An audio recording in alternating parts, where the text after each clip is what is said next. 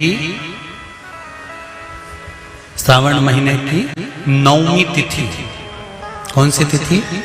9वीं। चाहे शुक्ल पक्ष की हो चाहे कृष्ण पक्ष की। 7 दुर्वा। कितनी दुर्वा? 7 दुर्वा अशोक सुंदरी वाली जगह पर चढ़ाकर, शंकर भगवान के ऊपर चढ़ाकर, गणेश जी के चरणारविंद को लगाकर उसको लेकर आना है। हाटकेश्वर महादेव का स्मरण कर। कौन से महादेव?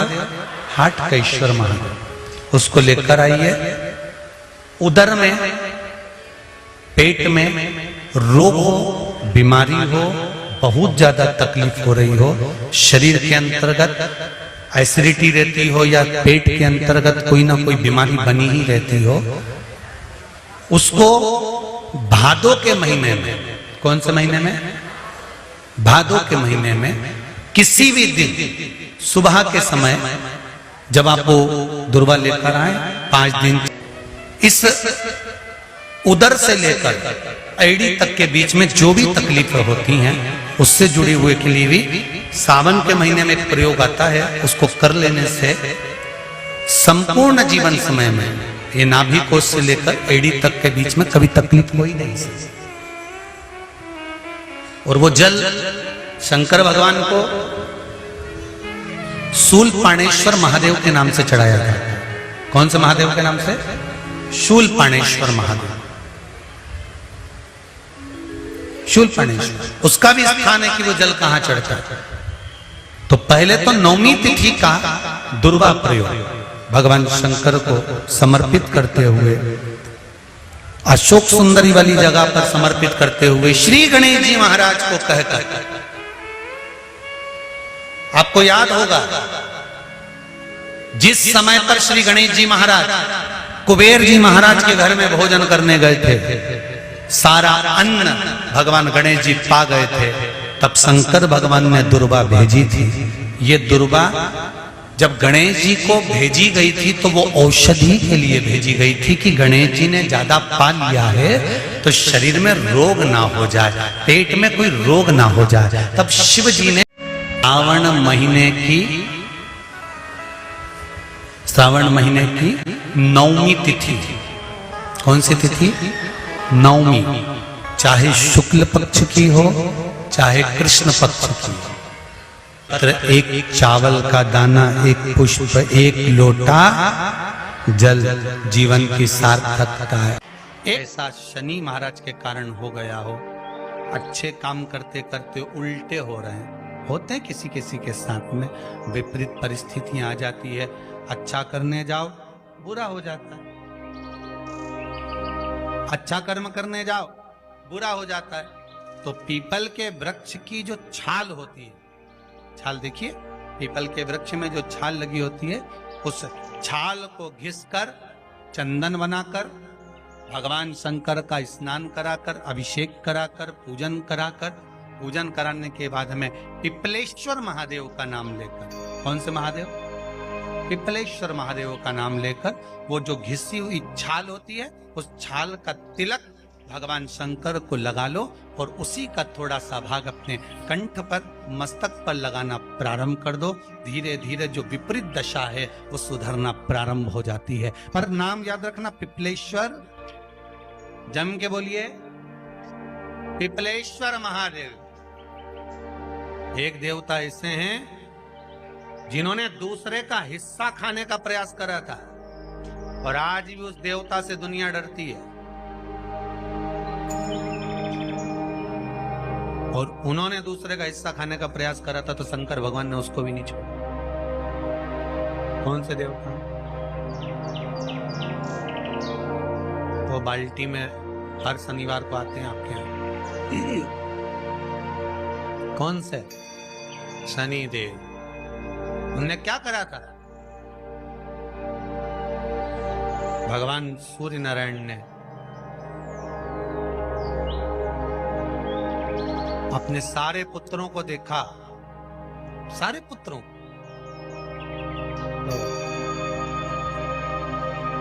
सारे पुत्रों को देखकर आज मेरे सूर्य नारायण भगवान बड़े सुखी, बड़े प्रसन्न। मेरा पुत्र शनि भी श्रेष्ठ है, मेरा पुत्र यम भी श्रेष्ठ है, सब ठीक है। आज भगवान सूर्य देवता ने अपने पुत्रों को बुलाकर कहा, आज मेरा मन कर रहा है कि मैं सारे लोगों का राज्य अपने पुत्रों को बांट दूं, सबको अपना अपना हिस्सा दे दूं। शनि महाराज जी को भी हिस्सा दे दिया गया। अब जब शनि महाराज जी को हिस्सा दे दिया तो शनि महाराज जी संतुष्ट नहीं हुए। दुनिया में ऐसे लोग बहुत सारे हैं जो संतुष्ट बहुत कम हो पाते हैं। शनि देव के मन में संतुष्टि नहीं हुई। जब शनि देव के मन में संतुष्टि नहीं हुई तो शनि महाराज उसी समय पर अपने सारे भाइयों का हिस्सा बटोरने लगे, उस पर कब्जा करने लगे। कब्जा करने लगे तो सूर्य देवता की आंख में जल भर गया। कितना तेजवान सूर्य नारायण, कितने तेजवान, कितना तेज भगवान सूर्य के पास में था। पर शनि महाराज को देखकर आज रो रहे हैं। शनि महाराज को, शनि महाराज ने अपने भाइयों के इस हिस्से पर क्या कर लिया।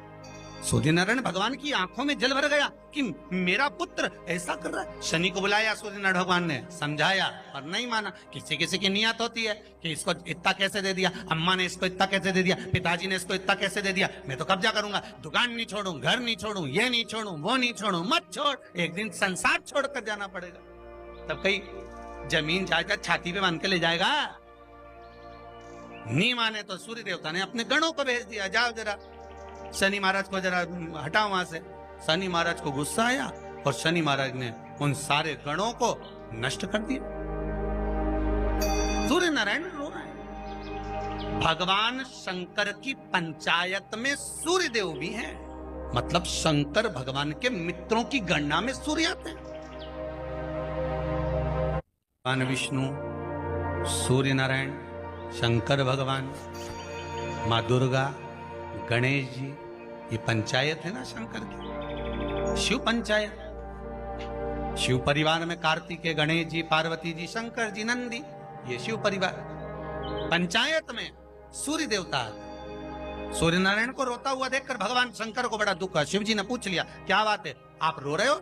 नारायण क्या हो गया? मेरा बेटा मानने को तैयार नहीं है। आप चिंता मत करो, अभी देखता हूं मैं जाकर। और भगवान शंकर ने जाकर तुरंत सूर्य नारायण भगवान के कहने पर शनि देव को जाकर समझाया। इतने में तो शनि देव आग बबूला हो गए। आग बबूला होकर शनि देव ने कहा, ए शिव, आप मुझे जानते नहीं हो? शंकर भगवान ने कहा, क्या जानना है ये बताओ, क्या जानना है ये बताओ। शनि देव कहते हैं, आप मेरी दृष्टि को नहीं जानते। शंकर भगवान ने कहा, तू भी नहीं जानता कि तेरी दृष्टि खराब कैसे हुई। तेरी दृष्टि को श्राप किसका लगा है तुझे नहीं मालूम क्या? शंकर भगवान ने जब समझाना चालू करा कि देख शनि देव, तुम तो कह रहे हो,